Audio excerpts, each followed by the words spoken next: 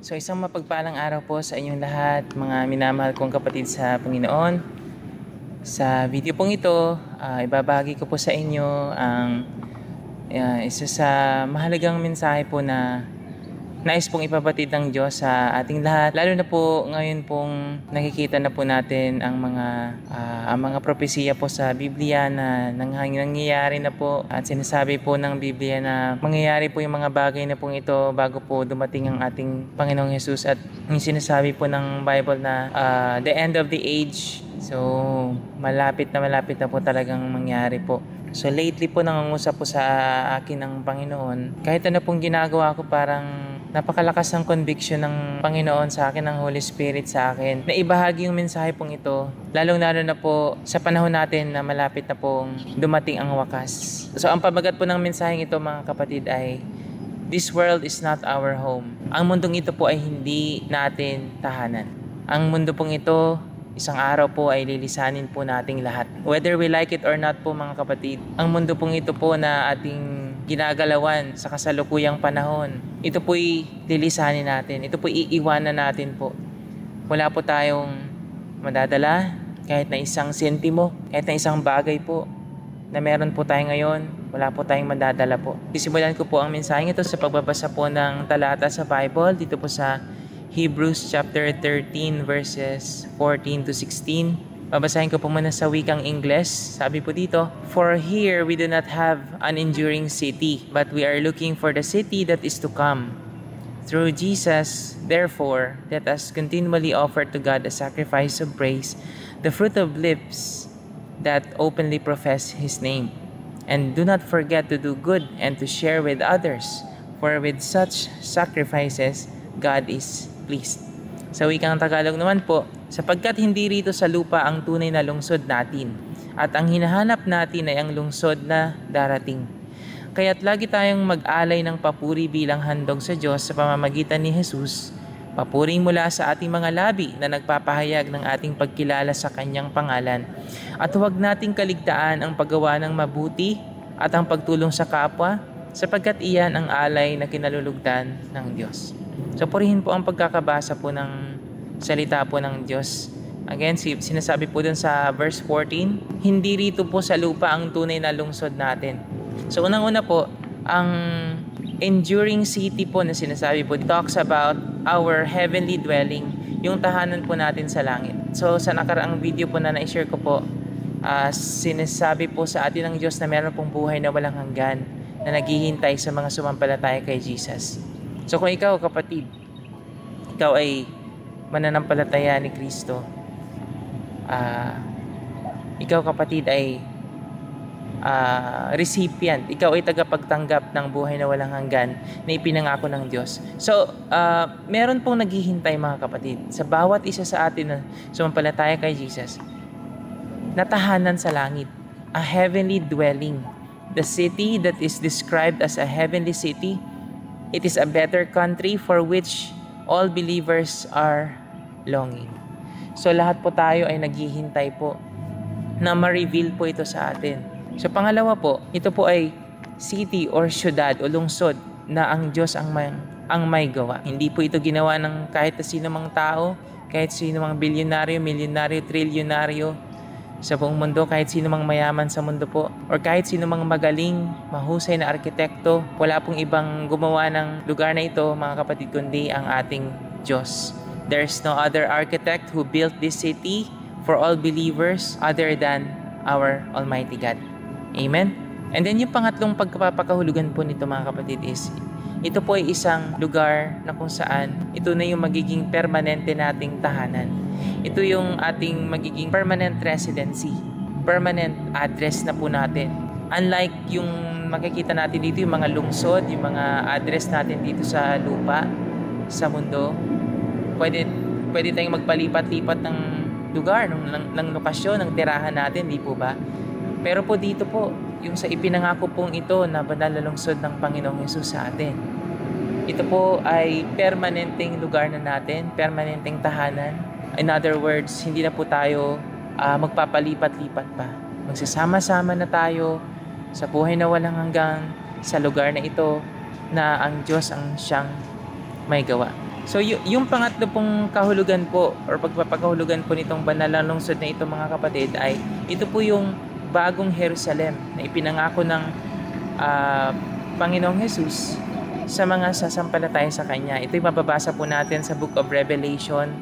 Revelation chapter 21 verses 1 to 4. Then I saw a new heaven and a new earth. The first heaven and the first earth had disappeared. So yung first heaven and first earth po na binabanggit po dito, ito po ay yung earth na to na ginagalawan natin. Itong mundong itong ibabaw na kung saan po tayo nabubuhay ngayon.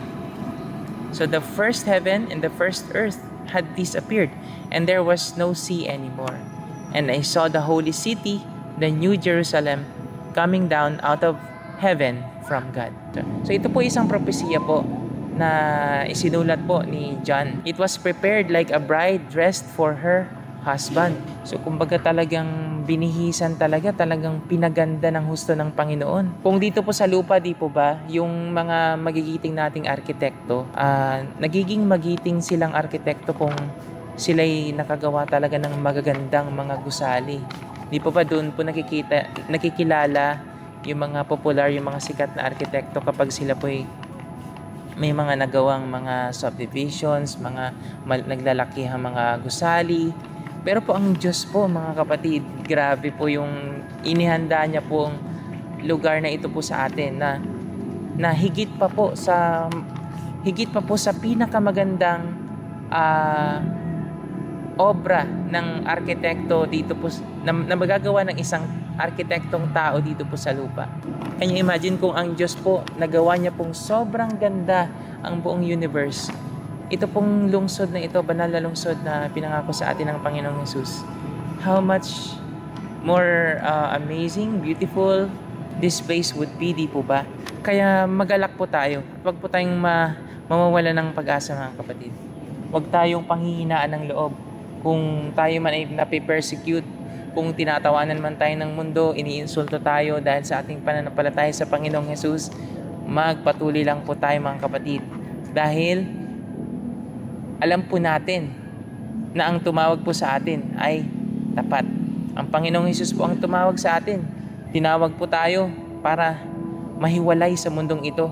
Sabi sa verse 3, and I heard a loud voice from the throne saying, now God's presence is with people, and He will live with them, and He will be with His people.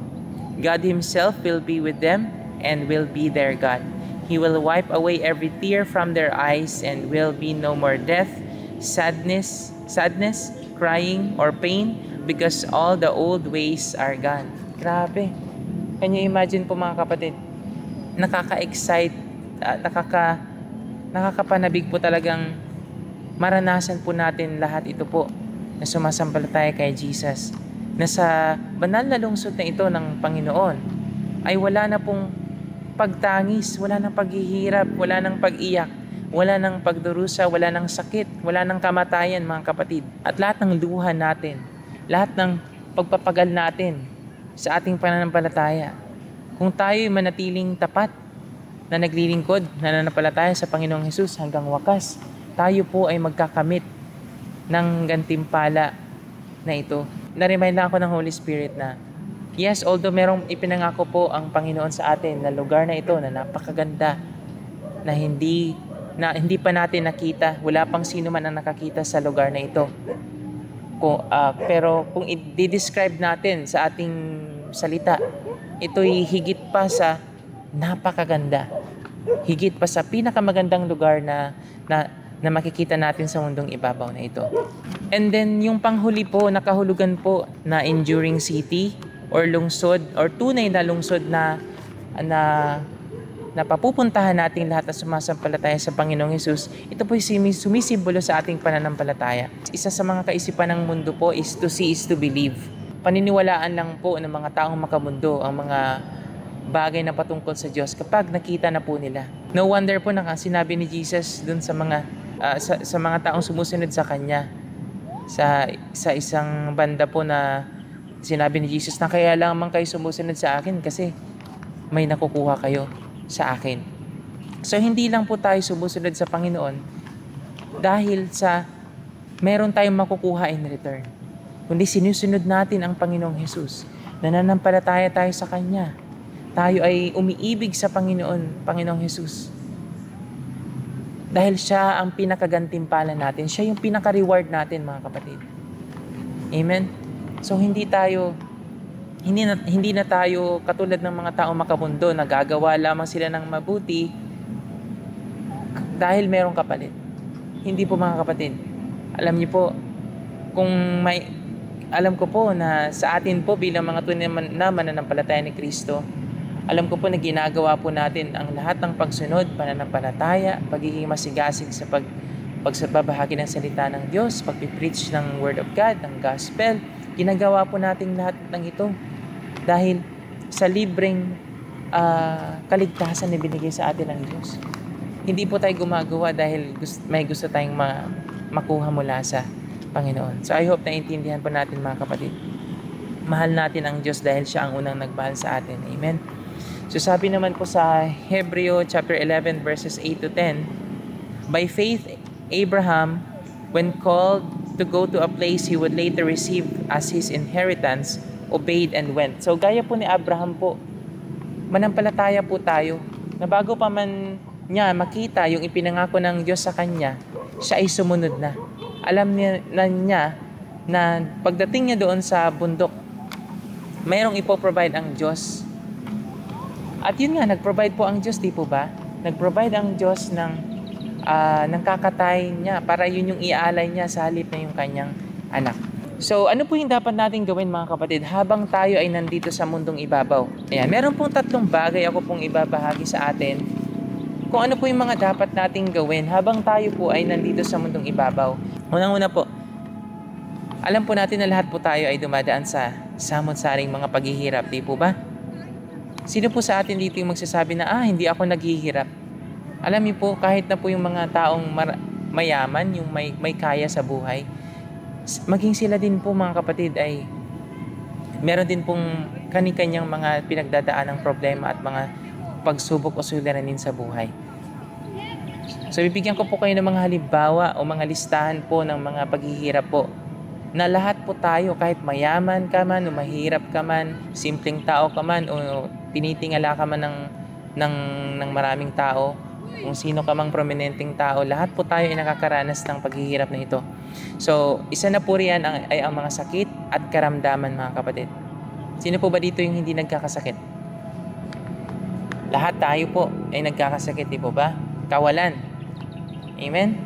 So, lahat po tayo ay maaaring mawalan ng mahal sa buhay, mawalan ng mga mahalagang bagay sa buhay natin, kawalan.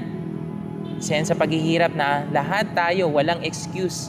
Lahat tayo nakakaranas po niyan. Kabiguan. Sino po ba dito yung hindi nabibigo? Amen? Lahat po tayo nakakaranas ng kabiguan, mga kapatid. Pero salamat sa Diyos dahil sa ating sumasampalataya sa Panginoong Jesus, meron tayong pag-asa. Nariyan ang Panginoong Jesus para tayo ay buhatin niyang muli. Pag tayo nagkakasala, nandiyan ang Panginoon. Nandiyan ang grasya ng Diyos. Habag at awa ng Diyos. Sabi nga sa Bible, His mercies are new every morning. Great is God's faithfulness. Amen. Ano pa? Kakulangan. Sino po ba dito yung parang sa tingin niya na hindi na ako nagkukulang? So sa bawat banda po or sa bawat area po ng buhay natin, mga kapatid, palagi po tayong may makikitang kulang. Amen po ba? Kaya nga po, tinuturo po sa atin ng salita ng Diyos na kung tayo ay naghahanap talaga ng tunay na kasapatan, tunay na satisfaction, tunay na parang fulfillment, matatagpuan lamang po natin yan sa Diyos. Wala nang iba. Ang Diyos lamang po kasi yung may kapangyarihan na magbigay ng tunay na kasapatan sa sinumang tao. Amen. Kagutuman. Sino po ba dito yung hindi nagugutom? So, grabe po. Lahat po tayo ay subject sa mga paghihirap pong ito. Mga isyong panlipunan. Katulad po ngayon, yung issue po ng korupsyon sa ating bansang Pilipinas, sa ating sinisintang bayan, sa ating bansang Pilipinas, na Sa kasamaang palad po ay napakarami pong nahulog sa tukso ng pagnanakaw sa kaba ng bayan. So ito po ay isang napakalaking kasalanan po, hindi lamang po sa taong bayan, kundi sa Diyos na tumawag sa mga lingkod na ito. Kasi nakasulat po sa Roma, siguro sa chapter 13 po yata yun, Romans chapter 13, nakasulat po doon na ang bawat leader, bawat tao na nasa pamahalaan, bawat tao na nandyan po sa pamamahala, nasa leadership po, sila po ay tinawag ng Diyos, sila po ay pinili ng Diyos. Kaya napakalaki pong pananagutan nila sa Diyos pagdating ng araw ng paghukom. So, yun po, lahat po tayo ay dumadanas sa paghihirap na ito.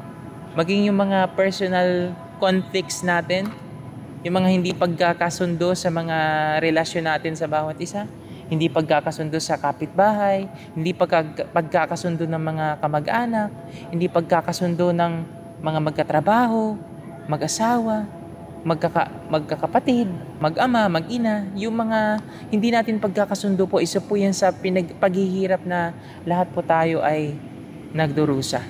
Kawalan ng katarungan or injustice po, di po ba? Madalas nating naririnig po na pinaniniwalaan na rin ng marami na ang hustisya ay para lang sa mga mayayaman.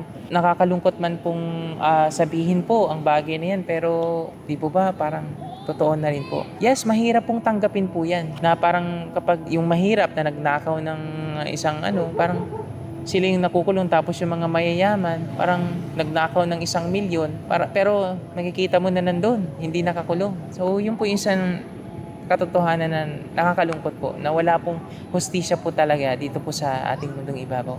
Pero alam po natin, sa atin po nakakakilala sa Diyos, kilala po natin na ang Diyos, He is the God of justice. Siya ang Diyos ng katarungan. Kaya po, lahat po ng mga injustices po na nararanasan o nakikita natin sa mundong ibabaw na ito, mga kapatid, pagdating ng Panginoong Hesus, ito po ay tutuldukan niya. Ito po ay bibigyan niya ng hustisya. Ang mga dapat managot ay mananagot. Kanino po? Sa Diyos. Kung hindi man po sila nakapanagot dito sa lupa, hindi man nila napagbayaran yung kanilang mga injustices na ginawa, pagbabayaran po nila yan sa harapan ng Diyos. At ito po yung nakakalungkot na mensahe po, mga kapatid. Kasi po ang kabayaran po ng mga injustices, or sabihin na natin kasalanan. Kasalanan po ang injustice po, mga kapatid. Ang kabayaran po niyan ay kamatayan. Lalo na mga lingkod bayan sila, hindi nila mai-endure, kakayanin po ang parusa ng Diyos. Dahil ito po'y apoy sa impyerno po. Nakakatakot po ang kanilang kahihinatnan, mga kapatid. At nakakalungkot po kung sabihin po ang katotohanan, pero kung hindi po sila magbabalik loob sa Diyos, hindi sila magsisisi sa kanilang kasalanan, sa kanilang pagnanakaw, sa pangungurap nila ng kaba ng bayan, na dapat sana ay hindi maghihirap ang bansang Pilipinas. Pero ngayon, tingnan po natin, lubog sa baha, lubog sa utang ang ating bansa dahil sa kanilang pagiging ganid. Hindi naman natin sila hinuhusgahan, pero nawa po ay magising sila na ang pera pong yan po ay pinagkatiwala lamang sa kanila ng Diyos. At kung yan ang parang pagkukuhanan nila ng lakas, ng kapangyarihan, para lang masatisfy yung kanilang pagiging gahaman, pagiging makasarili, nakakatakot po ang kahihinatnan nila.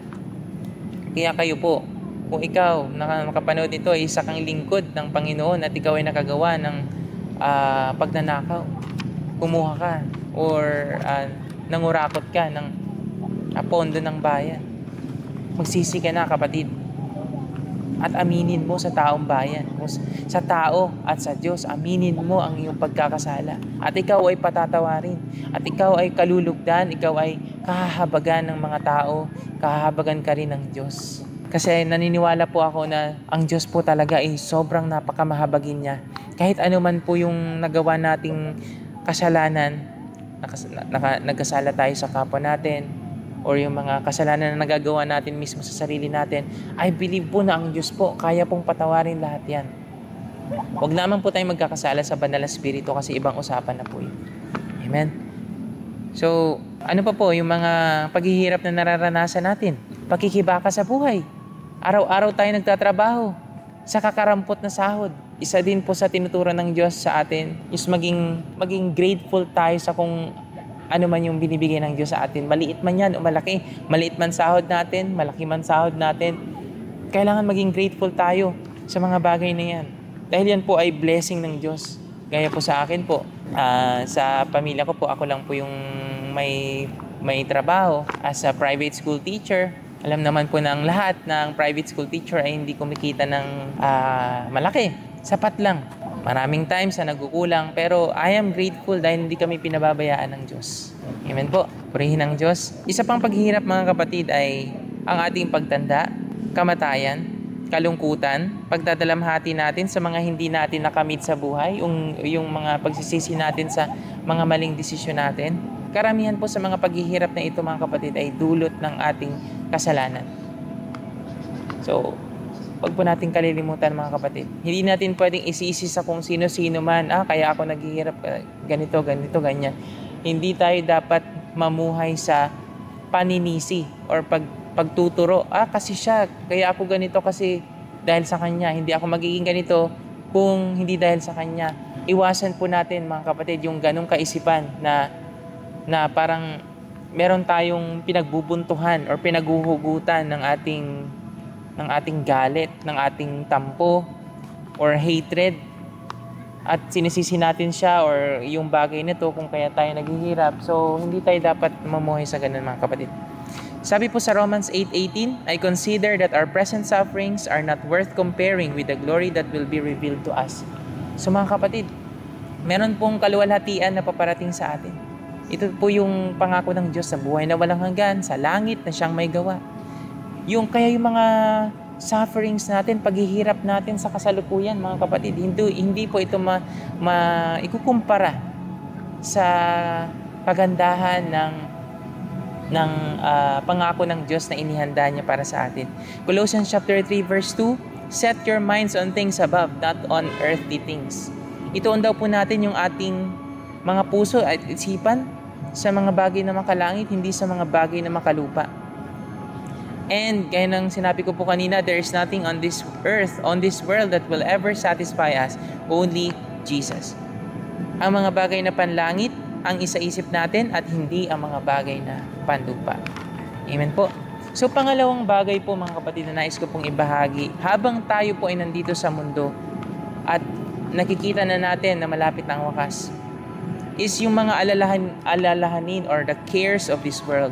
Sabi po sa Mark chapter 4 verse 19, but the worries of this life, the deceitfulness of wealth, and the desires for other things come in and choke the word, making it unfruitful.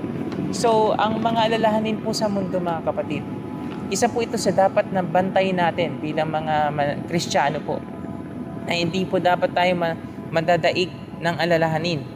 Dahil ang alalahanin po, para po yung mga damo, ito po napapaligiran po ako ng damo. Ang ginagawa po niyan sa buhay natin ng mga alalahanin niyan is natatabunan, sinasakal niya po ang pananampalataya natin. At unti-unti po tayong hindi makahinga. At kapag tayo ay talagang bombarded or overwhelmed na tayo ng pag-aalala, mga kapatid, hindi po natin namamalayan na namumuhay na pala tayo, malamig na tayo or patay na ang ating pananampalataya.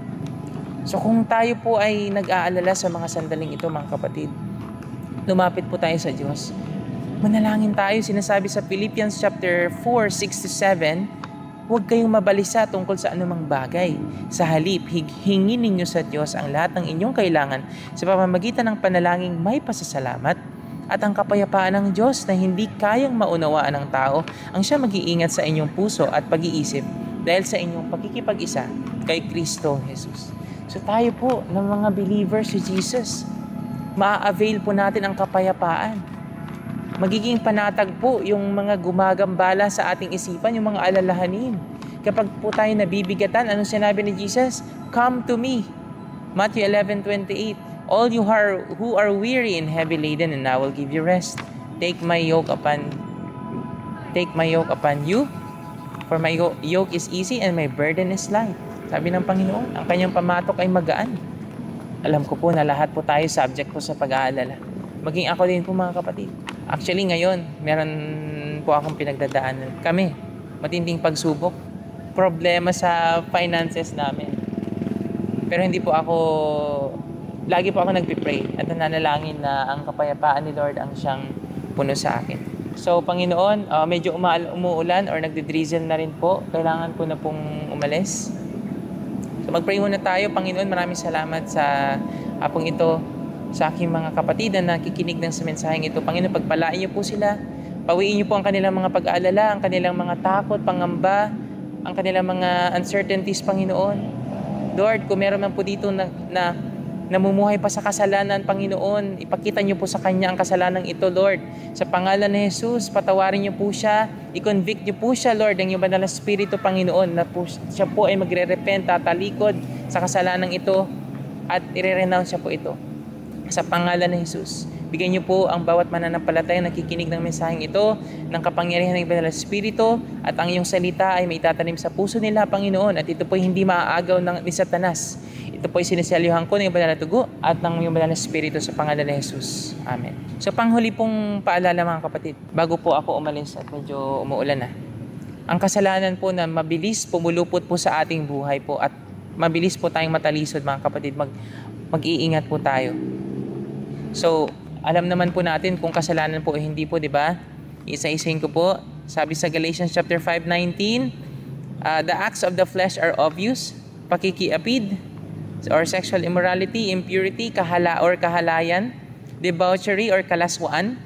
So, sa pananalita natin or sa ginagawa natin, dapat umiiwas po tayo sa mga malalaswang larawan, mga malalaswang mga video, mga malalaswang usapan, mga malalaswang conversation, lahat ng mga malalaswang bagay mga kapatid. Dapat ito po ay nilalayuan natin.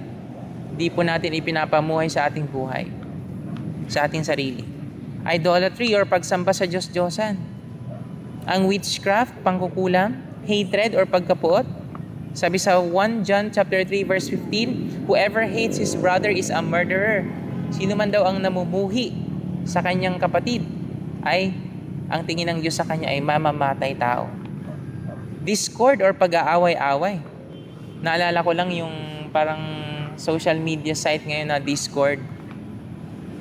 Parang I'm not sure kung bakit yun yung pangalan ng website na yun. Pero ang Discord po, ang ibig sabihin po ng Discord ay pag-aaway-away. So, kung meron pong mga websites sa ganyan, parang siguro, I'm not sure, hindi ako familiar sa Discord. Anyway, pag sinabing Discord po is pag-aaway-away, jealousy or pagsiselos, fits of rage or pagre-rebelde, or pagkakagalit or paghihiganti. Yun po yung fits of rage. Vengeance. Sabi sa Romans chapter 12 verse 19, vengeance is mine, says the Lord. Ang paghihiganti daw po ay sa Diyos. Kapag ginawan tayo ng masama, mga kapatid, gantihan natin ng mabuti. Huwag nating gagantihan ng masama. Balikan natin sila ng mabuti. Pagpalain natin ang mga nang-aalipusta, nang-iinsulto, nananakit sa atin. Pagpalain natin sila at huwag natin silang i-curse or susumpain, mga kapatid. Ano pa? Selfish ambition or pansariling interes or kasakiman. Dissensions or pagkakampi-kampi. Factions or pagkakabahabahagi, and envy or pagkainggit na humahantong sa pagpatay. So mag-iingat po tayo na wag po tayong mapapasukan ng inggit, mga kapatid. I warn you as I did before that those who live like this will not inherit the kingdom of God. But the fruit of the Spirit is love, joy, peace, patience, kindness, goodness, faithfulness, gentleness, and self-control. So mga kapatid, final encouragement, do not let the devil stop us or rob us of the calling we have from God. Let us hold fast to the truth and give not the devil any room in each of our lives. God bless us all, mga kapatid.